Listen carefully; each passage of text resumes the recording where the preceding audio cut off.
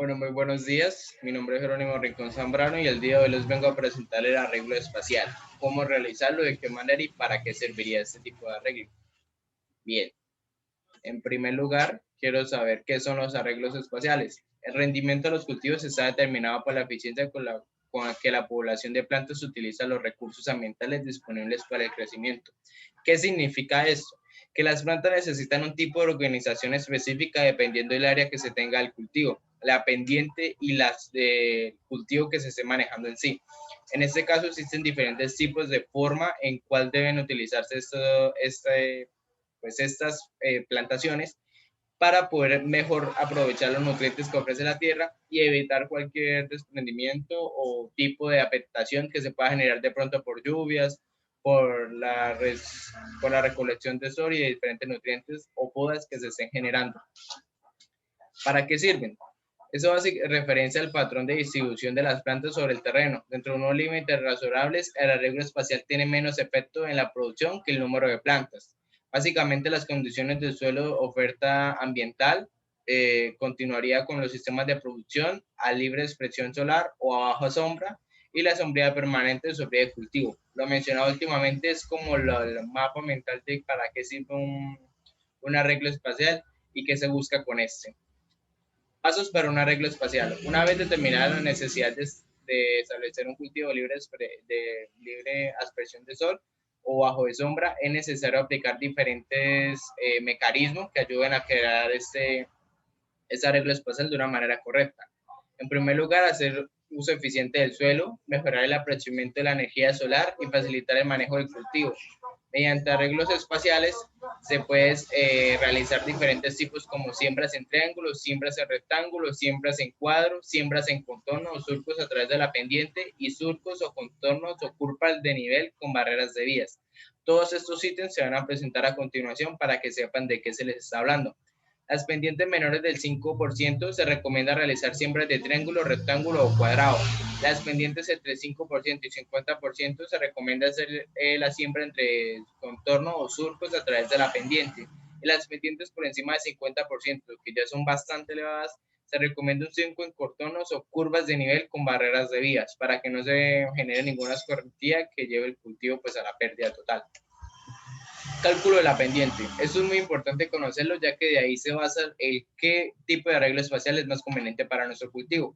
En este caso, el paso 1 sería que se mide la distancia horizontal de 2,0 lineales sobre la ladera, básicamente como se ve en la primera imagen.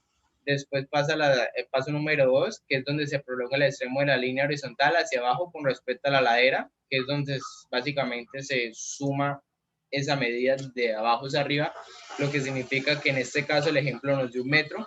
Y el paso 3 o último es usar la fórmula matemática para calcular el porcentaje de la pendiente. ¿Cuál es la fórmula? Pendiente igual a distancia vertical sobre distancia horizontal por 100.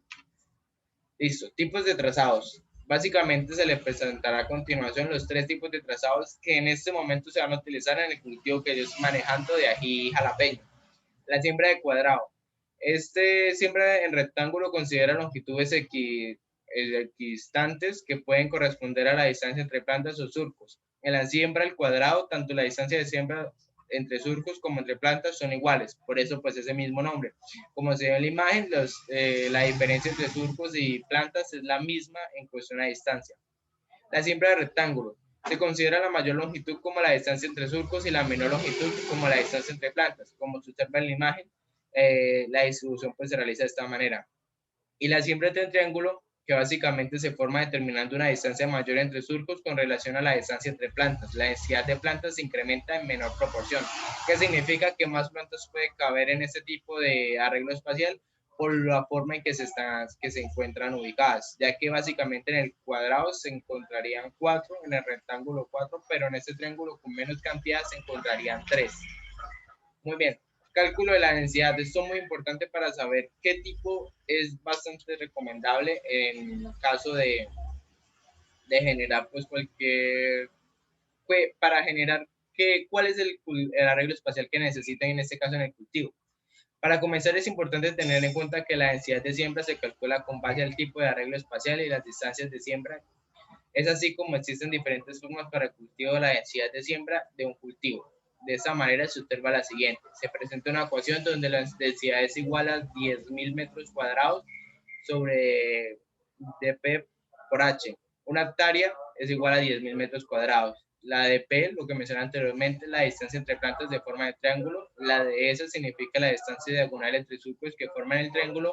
Y la h, la distancia paralela entre surcos. Básicamente esa h se ve presentada pues en la imagen que se está observando.